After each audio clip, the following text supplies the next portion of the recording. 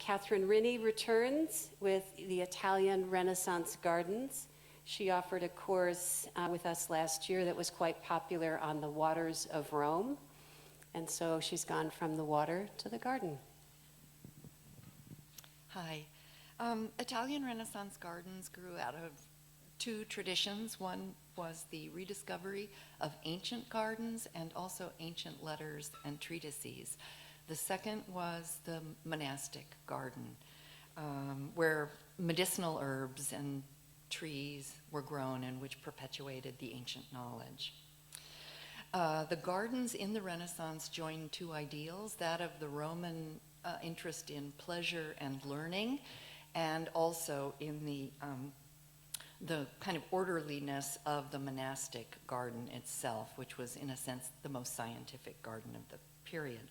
So the gardens followed classical principles of proportion and order, and they were in a sense a kind of laboratory where art and nature were brought together in philosophical discussions, and in order to allow nature to influence art and for art to influence, in a sense, nature, so that the two of them transformed one the other.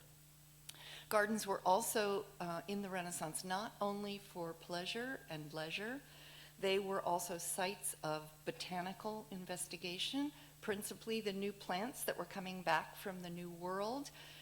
Many gardeners prided themselves on having the first of a species and then propagating and distributing.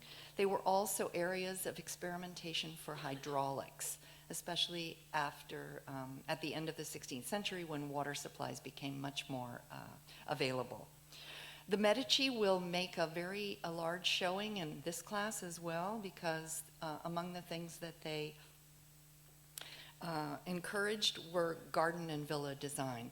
So within that family, there were cardinals, popes, and princes, and the family in its various branches were incredibly prolific garden and villa owners and builders, especially around Florence and Tuscany and in Rome. And so we'll look at them because we'll see the ways in which they transformed essentially medieval gardens into statements of their power and actual living proof of their growing prestige.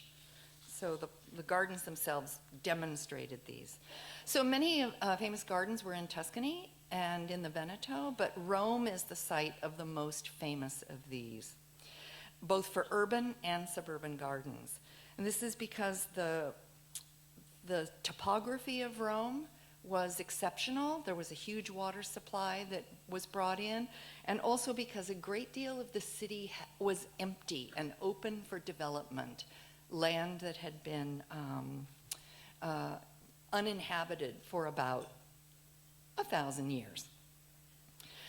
So we'll look at those gardens. In 1870, we'll close with the unification of Italy, when many Italian gardens have completely gone to rot. And what happens is a group of Americans and British step in and buy, restore, and purchase these gardens, which is why we have them today. So we'll end with a discussion of two of these restored gardens, and we will look at Filoli, which is down the coast, an American garden in which all of these principles are brought to bear, including the lifestyle. And we'll read letters and things that were written by people outside, like plant lists and things like that.